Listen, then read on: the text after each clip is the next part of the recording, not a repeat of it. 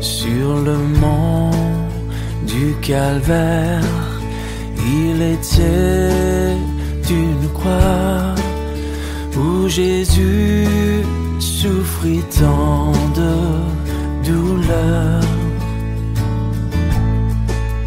Oui, c'est là qu'il mourut. Et c'est ça qui sera le thème de mon message maintenant. Nous allons parler de la croix. La croix, on ne peut pas parler de la croix si on ne parle pas de l'autel. Je veux parler maintenant de la tête de l'autel. On ne peut pas parler de la croix également, c'est un autel. La Bible nous parlera des différentes sortes d'autels. La Bible nous parlera de l'autel des pierres, de l'autel de bois, des différents types des autels. En principe, c'était même ça le message que je devais prêcher aujourd'hui. Le sacrifice de Christ, l'Holocauste, c'est que Christ a offert au monde pour ôter le péché. La Bible dira que quoi? Jean-Baptiste a présenté Jésus-Christ comme étant l'agneau de Dieu qui ôte le péché. Et l'agneau est ôté, on ôte le péché sur quoi? À partir de l'agneau. Ça, c'est ce que la Bible nous dit. Que Jésus-Christ, c'est ça qu'on parle de la prédication de la croix.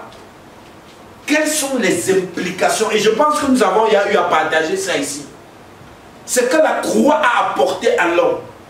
La première des choses que la croix a apporté à l'homme, on a parlé de ça depuis plusieurs jours. C'était la rédemption. Nous avons parlé de la rédemption. C'est ça l'évangile. La Bible nous parle de ce que la croix nous a apporté.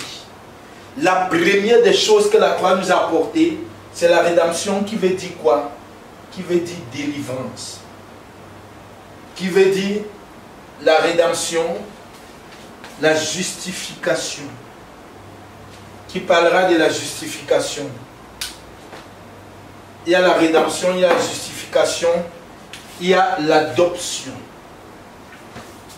Maintenant, la grande chose sur laquelle je veux m'appesantir, je veux que nous parlons d'abord de la rédemption. Je pense que nous avons déjà longtemps parlé de la rédemption. On a parlé également de la justification. Donc, on parle de l'évangile de la croix. Ça nous ramène à quoi? Ça nous ramène à ce que Christ a accompli. Ça nous ramène à le sacrifice que Jésus s'est offert. Ça nous ramène sur tout ce qui s'est passé à la croix. À la croix, là, la croix est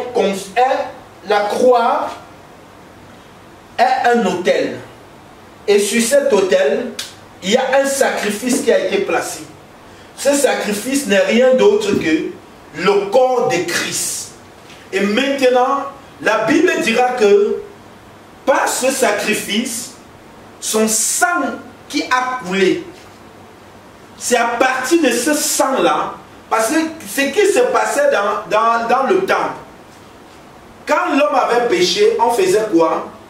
On apportait un taureau ou un animal, on faisait quoi? On mettait la main, l'homme qui avait péché mettait la main sur la tête de l'animal. Il y avait un transfert de péché, ces péchés allaient sur l'animal et on égorgeait l'animal et on le brûlait sur l'autel.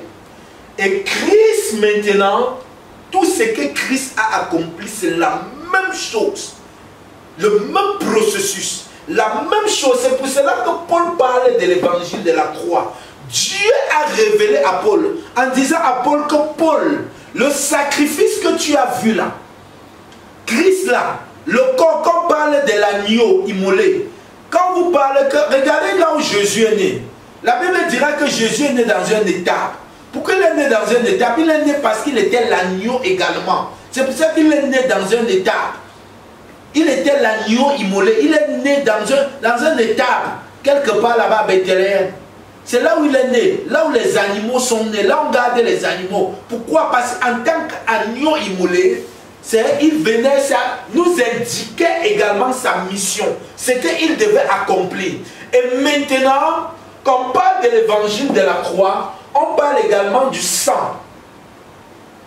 Le sang. Le sang de Jésus. Qu'est-ce que le sang de Jésus a apporté à l'homme également? Au travers du sacrifice. Quand Christ a été placé sur la croix, qu'est-ce qui s'est passé? Quand on a envoyé le clou, ça l'a percé.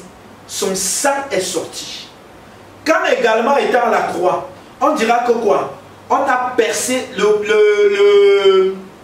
c'était le soldat qui est venu, il a pris la lance. Il a percé Jésus-Christ avec. Qu'est-ce qui est sorti? Le sang et l'eau est sorti. Et on dira maintenant que quoi? Que Jésus-Christ a pris ce sang.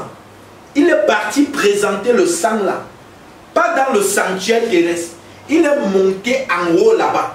Et c'est à partir de son sang que nous avons toutes ces choses ici. C'est à partir du sang de Jésus que nous sommes justifiés. Et nous allons prendre cela pour comprendre que quand on parle de l'évangile de la croix, c'est quoi? Prenons Romains. Quand on parle du sang, prenons Romains. Quand on parle de la justification, nous allons prendre Romains. Romains 3, le verset 23. Romains chapitre 3, verset 23. À partir du verset 23. À partir du verset 23. Car tous ont péché et sont privés de la gloire de Dieu. Et ils sont gratuitement... Arrête-toi d'abord à ce niveau-là. La Bible dira ceci. Tout le monde a péché. Il n'y a pas question qu'il y ait un homme qui n'a pas péché. Non, non, non, non, non, non, non, non, non. La Bible dit tous ont péché. Juifs, grecs, nous tous, nous avons péché. Et comme nous avons tous péché, la première des conséquences c'était que quoi? Nous étions tous privés de la gloire de Dieu. Nous n'atteignions pas la gloire de Dieu, nous étions privés de la gloire de Dieu. C'est ce que la Bible dit. Donc Paul présente les conséquences. Tu comprends? Et maintenant, qu'est-ce qu'il dit? Continue. Et ils sont gratuitement justifiés par sa grâce. Par le moyen de la rédemption qui est en Jésus-Christ. Paul parle de la justification. J'ai parlé que quoi? L'évangile de la croix, la prédication de la croix, parle de quoi? De la justification. Et on dit maintenant, nous sommes justifiés par quoi? Vas-y. Par sa grâce, le moyen de la rédemption qui est en Jésus-Christ. C'est lui que Dieu a destiné par son sang à être pour ceux qui croiraient victimes propitiatoires. Alléluia. Arrêtons-nous à ce niveau. C'est là où j'ai parlé du sang. Dans l'évangile, le sang de Jésus a un rôle également très très fort dans l'évangile. Et maintenant on dira ici que quoi, dans ma version dit ici, lequel Dieu a établi de tout temps pour être une victime de propitiation. La propitiation c'était quoi? C'était qu'on parle du propitiatoire. C'était l'endroit qui était sur le tabernacle. Quand tu vois le tabernacle, il y avait un endroit là où on venait verser le sang des animaux. Donc quand on tuait un animal dehors là-bas et qu'on le sacrifiait, qu'est-ce qu'on faisait? On prélevait le sang là et c'était ce sang là qu'on venait verser sur le propitiatoire. Et c'est à partir... sur l'autel. Non, il y a versé un sur l'autel, on mettait d'autres sur l'autel, mais il y avait le sang qu'on déposait également sur le propitiatoire. C'est ça, non? Il y avait le sang qu'on versait également sur le propitiatoire. Il y avait une partie qui était déposée sur les cornes, sur l'autel, mais il y avait une partie qui était déposée sur le propitiatoire. Et le propitiatoire, c'était quoi? C'est la couverture qui était sur l'arche de l'alliance. Et là où il y avait deux chérubins. Et en bas de cela, c'était à partir de là où on venait verser le sang. Et maintenant, donc quand on tuait, on sacrifiait l'agneau dehors ou la bête dehors, qu'est-ce qu'on faisait? On prélevait le sang. Ce n'était pas la bête là qui entrait dedans, non. Qu'est-ce qu'on enlevait? On enlevait son sang et on brûlait son corps dehors là-bas. On prend le sang maintenant, on vient avec le sang au niveau du propitiatoire. On verse cela là-bas. Et c'est au niveau de ce propitiatoire-là qu'il y avait la présence de Dieu. Et c'est à partir de ce propitiatoire que le sang de le péché de l'homme pouvait être couvert. Parce qu'en ce moment-là, le péché n'était pas ôté. Parce que la seule personne qui pouvait ôter le péché, c'était Jésus. Mais le péché était tout simplement couvert en ce moment. Et c'est pour cela que tu ne peux pas blaguer, on ne peut pas parler de l'évangile sans parler du sang de Jésus également. Sans parler de ce sacrifice, de son sang qui a coulé à la croix. C'est pour cela qu'il dira que lequel que Dieu a établi de tous les temps pour être une victime de propitiation par la foi en son sang. Donc nous devons croire que le sang de Jésus a fait ceci. C'est ce que la Bible nous dit. La Bible parle de la foi en son sang. La foi au sang de Jésus-Christ de Nazareth. Afin de faire quoi? Enfin, l'objectif était de faire quoi? Afin de montrer sa justice par la rémission des péchés précédents selon la patience de Dieu. Donc c'est ça l'évangile. L'évangile nous parle, l'évangile de la croix nous parle de toutes les activités, merci, de toutes les activités qui ont eu lieu sur la croix. Quand Paul parle de l'évangile de la croix, c'est ce qui s'est passé à la croix. C'est ce sang-ci qui a été extrait à partir de la croix et qui nous a donné quoi? Qui nous a donné la rédemption, qui nous a donné la justification et qui nous a donné la liberté, qui nous a donné beaucoup de choses, frère.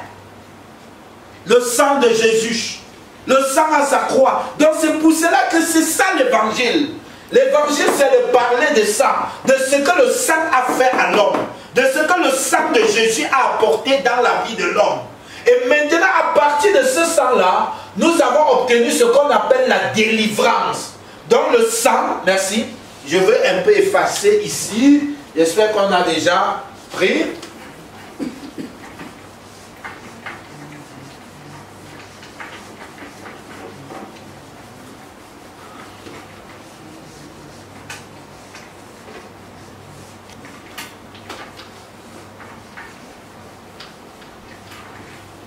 Voilà. Le sang a apporté quoi?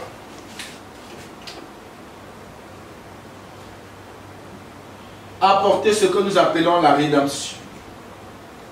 Par le sang. À partir du sang, nous avons eu la rédemption. À partir du sang, nous avons eu la délivrance. La rédemption qui veut te dire encore délivrance.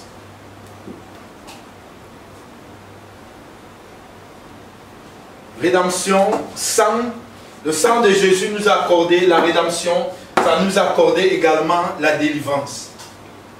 Et maintenant, ça nous a accordé encore la justification. Ça nous a accordé, c'est pour cela qu'il y a eu une grande activité au niveau de la croix. Très grande activité au niveau de la croix. Et c'est ça que Paul s'est réjoui. Quand le Seigneur l'a révélé, ce qui était, quand on parle de l'œuvre de la croix, ce n'est rien d'autre que les activités qui ont eu lieu autour de la croix. C'est que considérer la croix comme étant quoi? Un autel, et le corps de Jésus-Christ étant comme un sacrifice. Et maintenant nous avons vu tous ensemble ce que ça nous a apporté. On a parlé des différentes choses sur lesquelles ça nous a libérés. Nous avons parlé d'abord de quoi? De la loi du péché et de la mort. Donc nous avons été libérés. Loi du péché.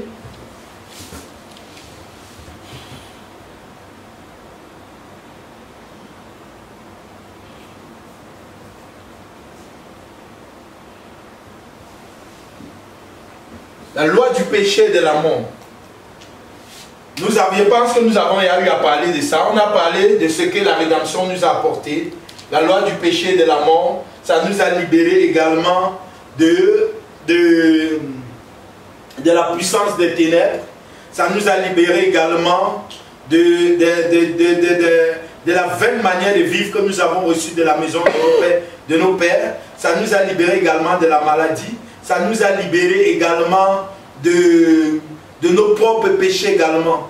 Donc, la délivrance. C'est pour cela que Paul s'est réjoui.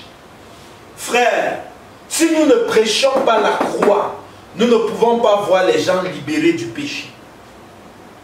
C'est pour cela que j'ai dit aux gens que l'évangile, ce n'est pas de venir présenter à l'homme d'abord son péché, non. L'homme connaît déjà lui-même que ce qu'il fait n'est pas bon. Quand tu viens voir une prostituée qui vit dans la prostitution, tu viens voir un sorcier qui est fouetté chaque soir par les sorciers. Quand tu vas voir certains enfants sorciers, ils sont fouettés chaque soir quand ils ne veulent pas faire les missions. Et on les contraint, le diable les contraint. Mais quand toi tu viens continuer à les condamner encore, les condamner, ça, et à la fin, tu ne présentes pas la solution. Hein. Tu passes seulement à leur montrer que vous allez aller en enfer. Vous allez aller, il va dire que mon frère, je suis déjà en enfer depuis. Montre-moi comment est-ce que je vais faire pour sortir de l'enfer. Montre-moi ce que Christ a fait pour libérer les hommes. Et que maintenant, si je crois en cela, je vais être délivré. Et c'est ça le message. Et c'est ce que les Paul ont prêché, frère. Les Paul se sont battus pour dire aux hommes que votre propre justice ne peut pas accomplir la volonté de Dieu, frère. Ta justice est comme un vêtement souillé devant Dieu. Et c'est pour cela que le diable, sachant une chose, que lorsque la croix est prêchée, il y a la délivrance. Et aussi, si tu n'as pas la compréhension de la croix, parce que moi-même, j'avais un moment donné croyant que la croix, c'était de montrer aux hommes ses péchés. Non. La croix, c'est d'abord la croix de Jésus. L'homme a sa part de croix, oui. Mais pour que tu puisses porter toi-même ta croix, il faut d'abord que tu acceptes la croix de Jésus dans ta vie. Il faudrait que tu acceptes pour pouvoir être libéré, pour pouvoir marcher, pour pouvoir opérer. Tu ne peux pas porter ta croix si tu n'as pas d'abord accepté la croix de Jésus dans ton cœur. Si tu n'as pas accepté Jésus, tu n'as pas accepté l'œuvre de la croix, tu ne pourras pas marcher, frère. Et maintenant, quand je parle de la loi du péché ici, c'est quoi? La délivrance, l'une des grandes délivrances que l'homme a reçues, c'est la délivrance du péché. L'homme a été libéré du péché, de la délivrance du péché. Donc tu vas voir quelqu'un, par exemple une prostituée, par jour elle peut encaisser peut-être, elle peut coucher peut-être avec 10, 20, 30 hommes. Tu vas voir certains hommes également, que par jour s'il n'aligne même pas 10, 15 filles, il ne sera pas tranquille. Mais tu crois qu'un tel homme comme ceci est normal? Crois-tu qu'un papa qui a des enfants abandonne ses enfants à un certain moment donné, où il commence à courir derrière une petite fille pour monter, descendre avec les petites filles? Tu sais pas ce qu'il veut? C'est parce qu'il est esclave. Et maintenant, venir encore le présenter, sa situation d'esclave ne l'aide pas. C'est ce que nous prêchons. Venir présenter que papa, il y a une possibilité que tu retournes voir tes enfants. Venir présenter à la prostituée que prostituée, il y a une possibilité que tu puisses abandonner l'esclave, que tu puisses abandonner la prostitution dans laquelle tu te trouves. Venez présenter au voleur qu'il y a une possibilité que le vol, tu vas voir, il y a des personnes qui ne volent pas parce qu'ils veulent voler. Il y a ce qu'on appelle comme la kleptomanie. Il y a un esprit de vol qui est derrière lui. Que malgré ce qu'il fait, il va voler. Tu vas voir des personnes qui dorment dans la nuit, font les pipis, font ceci. Venez encore lui dire que non, c'est parce que tu as péché. Oui, il y a le péché à l'avant. Même avant que tu ne pêches, même tu es déjà condamné. Avant qu'il y ait ton propre péché, le péché d'Adam même t'avait condamné. Donc quand tu viens, avant que tu ne sois condamné, avant que toi-même tu ne commences le désordre, il y avait déjà la loi du péché qui était là contre toi. C'est pour cela que nous devons présenter la croix aux hommes. Frère, c'est ça l'évangile. L'évangile n'a rien à voir, je le redis encore. Et je le dis encore, et je le redis, et je vais toujours le dire. L'évangile concerne Christ. L'évangile, c'est la croix. Les Paul ont reçu la révélation sur la croix. Et la croix, quand Paul parle de la croix, c'est toute activité, tout ce qui s'est déroulé au niveau de la croix. Quand Jésus était sur la croix symbolise quoi? La croix symbolise est comme un autel. La croix est également comme un lieu de propitiation. La croix c'est quoi? Quelle est la croix? Et quelle est l'implication de cette croix dans la vie de l'homme? Et Romain nous a bien expliqué ici. Il dit ici, car tous ont péché. Donc nous tous nous avons péché. Moi-même qui parle, j'étais soumis à cette loi. Mais Jésus-Christ m'a affranchi. C'est pour cela que je présente aux hommes ce que Christ a accompli pour eux. La Bible dira que Dieu était en Christ réconciliant l'homme avec lui. Et c'est ça que nous avons reçu. Le ministère de la réconciliation et non le ministère de la condamnation. C'est ce que nous devons comprendre. Le Seigneur nous interpelle à réconcilier. Nous sommes dans les temps de la fin où Jésus veut que son peuple soit réconcilié avec lui. C'est ce que nous devons comprendre. Nous sommes dans les temps de la fin. Le peuple doit être réconcilié avec Dieu. Parce que Jésus-Christ revient à tout moment. La dernière trompette peut sonner à tout moment. Et si la trompette sonne et que nous ne sommes pas réconciliés avec Dieu, nous ne serons pas tout simplement enlevés. Et pour réconcilier l'homme avec Dieu, il y a un évangile qui doit être prêché, qui est l'évangile de la croix. Et l'évangile de la croix, ça ne te concerne pas d'abord toi, ça concerne d'abord ce que Jésus a accompli. Et maintenant, ensuite, tu vas porter ta croix ensuite. Parce que tu ne peux pas porter ta croix si tu n'as pas accepté la croix de Jésus dans ton cœur. Tu n'auras pas la capacité de porter ta croix. Ce n'est pas possible. Qu'on ne se trompe pas. L'homme ne peut pas faire face au péché, c'est faux. L'homme de ses propres forces a besoin du Saint-Esprit. A besoin, même si derrière, même nous les chrétiens, même ce n'est pas facile la sanctification, c'est garder combien de fois le païen. Le païen a besoin de comprendre le message de l'amour. De l'amour indescriptible de Jésus. Ce que Jésus a accompli pour lui. Et maintenant, dès lors qu'il a accepté Jésus, on pourra lui dire maintenant, va et ne pêche plus. Va et ne fais plus ceci. Va et ne fais plus ce qui t'a poussé dans le péché. Donc on parle de l'évangile. Nous avons parlé de ce que c'est, est l'évangile. Et nous avons parlé de la prédication de la croix. Aujourd'hui, l'Église est dépourvue de puissance. Pourquoi? Parce que nous avons laissé cela pour se retrouver à prêcher des choses qui ne sauvent pas. Des choses qui ne peuvent pas libérer l'homme. Frères et sœurs, toi qui m'écoutes, il est impossible que l'homme soit délivré par l'évangile, par la dénonciation. Non. Ce n'est pas possible que l'homme soit délivré. C'est quand on a déjà été délivré. Quand on a déjà été délivré, il y a un message, type de message, que quand on a déjà été délivré, maintenant on peut dénoncer les œuvres infructueuses des ténèbres. Oui. Mais tant que tu n'as pas reçu la délivrance de Christ, l'acceptation de Christ, tu ne peux pas te mettre à dénoncer ce que toi-même tu es dedans. Non. Et c'est pour cela que Satan, connaissant ça, il a inversé les choses dans l'église. Il a présenté à l'église que non, allez présenter aux hommes dehors leur condamnation. Non. Au lieu d'aller présenter aux hommes l'amour de Dieu, on est parti présenter la condamnation aux hommes. Maintenant, Paul parlera de dénoncer les œuvres infructueuses des ténèbres. Oui, mais regardez vers qui ces œuvres infructueuses des ténèbres doivent être dénoncées. Ces œuvres infructueuses des ténèbres doivent être dénoncées au milieu des chrétiens. Que non, vous qui vivez, vous qui avez déjà reçu la lumière, vous qui avez reçu la vie de Dieu, vous ne pouvez plus marcher selon vos mêmes voies. Non. Il faudrait bien qu'on met les choses claires comme ça doit être. Vous qui vivez dans une mauvaise vie, vous ne pouvez plus marcher ainsi. C'est ce que Paul parlera. C'est dans ce sens-là que Paul nous parlait aux hommes. Ça ne concerne pas les païens. D'ailleurs, les païens, nous devons leur présenter l'amour de Jésus. Nous devons leur présenter qu'il y a une possibilité. Parce que tu vas voir, un homme est sur le joug de la tradition. Le jour, tu vas voir, les hommes vivent dans la peur. Ils ont peur que s'ils n'adorent pas les crânes, ils ne seront pas en paix.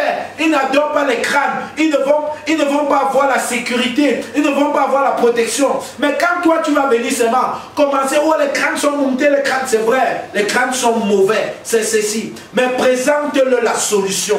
Que frère, il y a un homme qui peut te protéger. Il y a un homme qui peut te libérer. Il y a un homme qui peut te garder. Il y a un homme qui peut assurer ta protection, qui peut assurer également ta prospérité. Que tu recherches au travers des crânes. Parce que beaucoup de ces gens partent adorer les dieux étrangers. Pourquoi? Parce qu'ils partent chercher la joie. Ils partent chercher la paix.